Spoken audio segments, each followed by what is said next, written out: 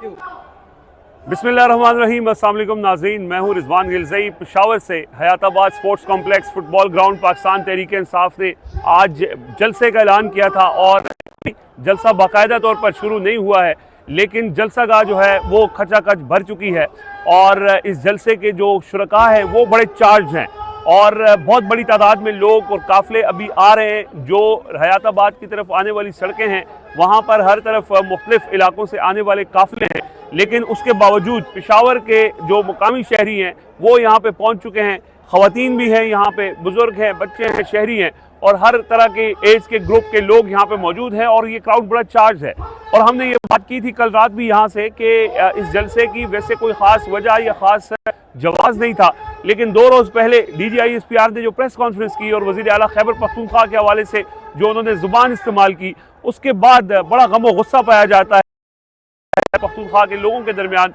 तो उस गम गुस्से का इजहार इस जलसे में हमें नज़र भी आ रहा है। जो लोग हैं वो अपने साथ बैनर्स उठा के, प्ले कार्ड उठा के, ऐसे बैनर्स, ऐसे प्ले कार्ड उन्होंने उठा रखे हैं जो शायद स्क्रीन पे दिखाने के जो है वो के लायक भी नहीं है। सो ये इस वक्त सूरत हाल है पेशावर की। आप देखें, अगर आपको दिखा सकें, ये फुटबॉल ग्राउंड है और फुटबॉल ग्राउंड जो है वो तकरीबन भर चुका है। ग्राउंड के बाहर जो रास्ते हैं वहाँ पर भी लोग हैं। अभी वज़ीर आला खैबर पख्तूनख्वा सुहेल आफरीदी आए नहीं हैं और उनके आने से पहले ही जो ये ग्राउंड है ये भर चुका है। 26 नवंबर को इस जलसे का बाकायदा तौर पर ऐलान हुआ था इसी ग्राउंड में। जब 26 नवंबर को एक दुआइया तकरीब थी तो वज़ीर आला सुहेल ने 7 दिसंबर के जलसे का ऐलान किया था।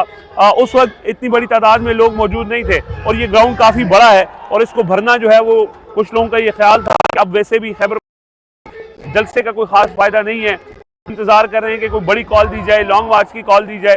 तो उसमें हमने ये देखा कि इससे पहले जितने भी जलसे खैबर पख्तूनख्वा में हुए हैं तो एक तासुर ये भी था कि शायद लोग थक चुके हैं या लोग किसी बड़ी कॉल का इंतज़ार कर रहे हैं। लेकिन उस प्रेस कॉन्फ्रेंस का शायद ये असर है कि जो अभी ये जो जलसे का अनाउंसमेंट हुई थी जिसके अंदर ज़्यादा लोगों का इंटरेस्ट नहीं था, नज़र नहीं आ रहा था, लेकिन अब वो जो प्रेस कॉन्फ्रेंस है उसने एक मौका फराहम किया है और आप देखेंगे यहाँ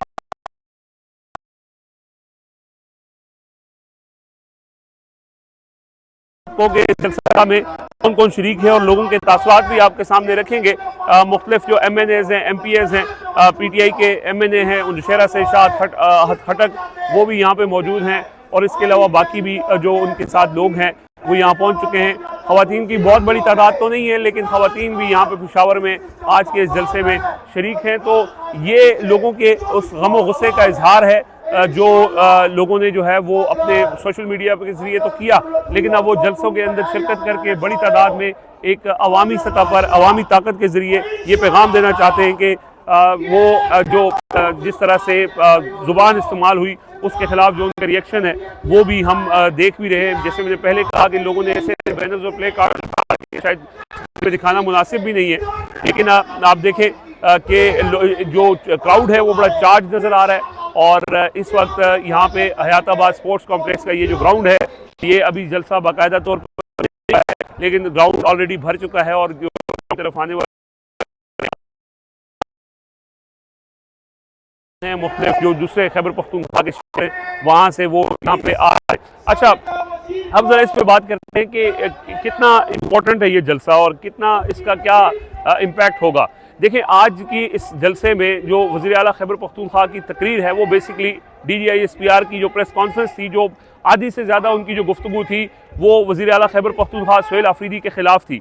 तो उस गुफ्तगू का एक तो रद्द-ए-अमल उनकी तरफ से सामने आएगा और बड़ा शदीद सख्त रद्द-ए-अमल दिया जाएगा।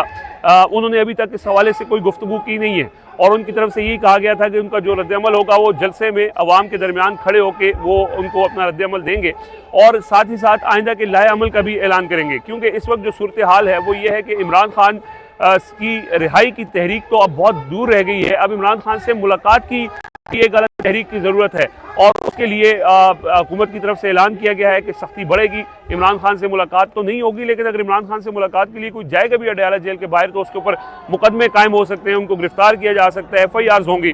सो इस सूरत हाल अंदर पीटीआई की क़यादत के लिए भी, ख़ास तौर पे वज़ीर आला सुहेल आफरीदी के लिए भी एक चैलेंज है कि वो किस तरह जो है वो ये जो उनके ऊपर एक प्रेशर भी है पब्लिक का भी कि वो इमरान खान की रिहाई के लिए या इमरान खान से मुलाकात के लिए क्या किरदार अदा करते हैं। हमने ये देखा कि वो गुज़श्ता हफ्ते जुमेरात के दिन वो अडयाला जेल के बाहर उन्होंने पूरी रात गुजारी, धरना दिया और उसका एक असर पड़ा। लेकिन अब हुकूमत ये कह रही है कि अब बहुत सख्ती की जाएगी और उनको जो है वो मज़ीद ये इस वक्त यहाँ पे बड़ी स्क्रीन के ऊपर ये बताया जा रहा है कि जी क्या ये लोगों को दिखाई जा रही हैं वो खबरें कि किस तरह जो है वो जो लोग जिनके ऊपर मुकदमे को यहाँ पे फॉर्म फॉर एक इसी जिस जगह पे हम खड़े हैं इसी इलाके से ये एमपीए हैं, ये तैमूर सलीम झगड़ा के मुखालिफ इनको जितवाया गया यहाँ से। ये इनके बारे में इल्ज़ाम ये कि अफगान शहरी थे, लेकिन इनको फॉर्म 47 के ऊपर जो है वो यहाँ से एमपीए मुंतखब करवाया गया इस वक्त। हाँ जी, और इस वक्त जो तैमूर सलीम झगड़ा है वो खिताब कर रहे हैं। तो मैं ये बात कर रहा था वो ये कि एक बड़ा चैलेंज तो है कि अब इमरान खान से मुलाकात करवाने के लिए भी एक कोई बड़ी तहरीक, बड़ा एहतजाजी सिलसिला जो है वो शुरू करना पड़ेगा। तो उस सिलसिले में आज वज़ीर आला सुहेल आफरीदी जो है वो बाकायदा तौर पर ऐलान भी कर सकते हैं और इस जलसे के अंदर और आइंदा के लाएअमल का भी ऐलान करेंगे, क्योंकि आज के इस जलसे के अंदर जो खुसूसी तौर पर शिरकत की दावत दी गई है वो महमूद खान अचकज़ई और अल्लामा राजा नासिर अब्बास वो इससे खुसूसी खिताब करेंगे, जो कौमी असम्बली और सेनेट के अंदर इमरान खान ने जिनको अपोजिशन लीडर नामजद किया है और जो एहतजाजी तहरीक है उसके हवाले से भी जो जिम्मेदारियाँ हैं वो महमूद खान अचकज़ई को दी हुई हैं, तो वो भी यहाँ पे खिताब करेंगे, वो भी अपना लाएअमल देंगे। लेकिन जो ज़्यादा जिसका लोगों को इंतज़ार है वो वज़ीर आला सुहेल आफरीदी का खिताब होगा, जो बड़ा जिसका बहुत इंतज़ार किया जा रहा है और जिसके अंदर ये इम्कान भी है कि वो रद्दअमल का इजहार करेंगे। अच्छा, ये अब ये सवाल भी कि क्या खैबर पख्तूनख्वा में ये जो जलसों का सिलसिला है इससे क्या असर पड़ता है। देखें, आज के इस जलसे के अंदर एक तो लोग बहुत चार्ज हैं और लोग बड़े अपने गम और गुस्से का इजहार तो कर ही रहे हैं, लेकिन साथ साथ जब ये इस तरह जलसा होता है ये पीटीआई की मकबूलियत को भी शो करता है। और क्योंकि अगले रोज़ ये इल्ज़ाम भी लगाया गया कि ये खैबर पख्तूनख्वा में मुसल्लत किए गए हैं, लेकिन यहाँ पे जो आने वाले लोग हैं वो ये समझते हैं कि ये तो हमारा जो मैंडेट है वो छीना गया है, हमारी सीटें चुराई गई हैं। अभी भी अगर किसी को लगता है तो वो इस्लामाबाद पेशावर में आके या खैबर पख्तूनख्वा के किसी भी इलाके में आके लोगों से पूछ ले कि लोग किसके साथ खड़े हैं। और लोगों ने आज ये जो जलसा है जिसके अंदर जो शिरकत है इससे भी लोगों ने अमली तौर पर ये इजहार करके बताया है कि हम इमरान खान के साथ लोग कितनी मोहब्बत करते हैं या कितना उनका जो उनके साथ जो एफिलिएशन है उसका वो अमली इजहार वो जलसे के अंदर शिरकत करके वो कर रहे हैं।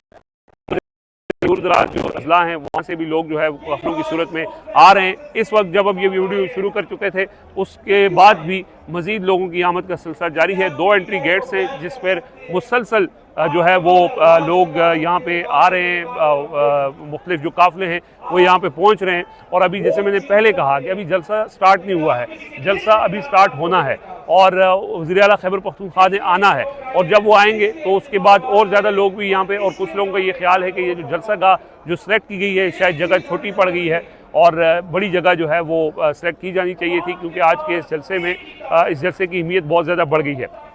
सो ये इस वक्त की सूरत हाल है। हमने कल रात यहाँ से आपको अपडेट किया था और लेकिन अब उस वक्त हमें ये अंदाज, क्योंकि 3000 कुर्सियाँ लगाई गई हैं तो कुर्सियों पे तो लोग कम बैठे हैं। आप देखें ज़्यादातर लोग जो साइड्स पर जो जगह हैं, जो स्पेक्टेटर्स की जगह, क्योंकि ये फुटबॉल ग्राउंड है, वहाँ पे लोगों की ज़्यादा तादाद बैठी हुई है। सो ये सूरत हाल है इस वक्त पेशावर के हयाताबाद स्पोर्ट्स कॉम्प्लेक्स की। और हमने ये आपको अपडेट किया है कि लोग कितनी बड़ी तादाद में, कितना चार्ज क्राउड यहाँ पे पहुँचा है। और साथ साथ आपको मज़ीद भी हम आगाह करते रहेंगे। जब ये तकरीरें हो जाएंगी, लाएअमल आ जाएगा, तो उसके बाद हम तफसीली तौर पर आपके सामने बताएंगे कि पीटीआई का जो आज जो उन्होंने ऐलान किए हैं या जो रद्दअमल दिया है उसके क्या असरात हो सकते हैं, क्योंकि रद्दअमल शदीद होगा। और इससे पहले जो DGISPR की प्रेस कॉन्फ्रेंस थी उसके अंदर चूँकि बहुत सख्त प्रेस कॉन्फ्रेंस थी, तो उसके बाद जो टाउट्स हैं वो ये कहते हैं कि पीटीआई के ऊपर सख्ती बढ़ेगी, ECL में लोगों के नाम डाले जाएंगे, डाल भी दिए, मुकदमे कायम किए जाएंगे, शायद लोगों को ज़बरदस्ती छुड़वाया भी जाए।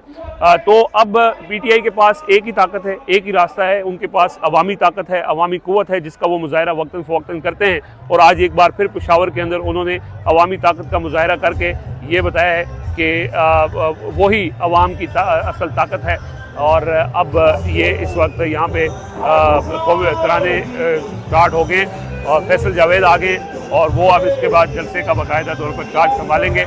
सो मज़ीद जो भी अपडेट्स होंगी वो हम आपसे शेयर करते रहेंगे, लेकिन इससे पहले आपको ये भी बताएं कि अभी चूँकि जब ये यहाँ पे सिग्नल्स नहीं है, जब ये वीडियो अपलोड होगी तो शायद उस वक्त जलसा ख़त्म हो चुका हो, लेकिन जलसे के बाद तफसील से आपको हम बताएंगे, डिस्कस करेंगे कि कितना इम्पोर्टेंट ये था और आइंदा कि ये जो जहाँ से ऐलान होंगे उसका क्या असरात, क्या इम्पैक्ट होंगे। मुझे रिजवान गिलज़ई को इजाज़त दीजिए। ताउर रहमान बहुत शुक्रिया आपका, इजाज़त दीजिए। अल्लाह हाफ़िज़।